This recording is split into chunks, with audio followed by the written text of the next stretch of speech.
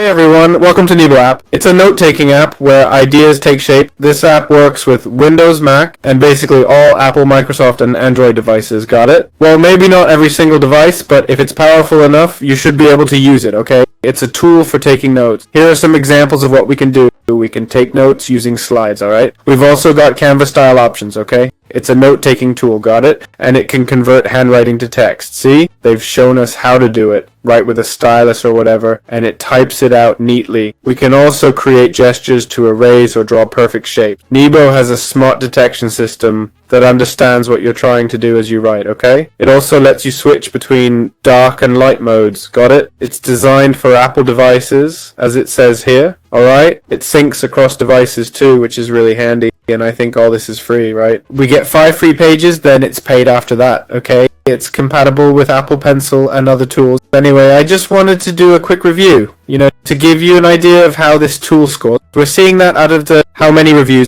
Out of 20,000 reviews, it's got 4.8 on Android, so it looks pretty solid, and it really is. Basically, the tool shows a lot of promise. It's true we're talking about a paid tool here. 5 free pages, then you pay. So it's not free, okay? It has, for example, note management, folder creation, and more. It has a very good interface.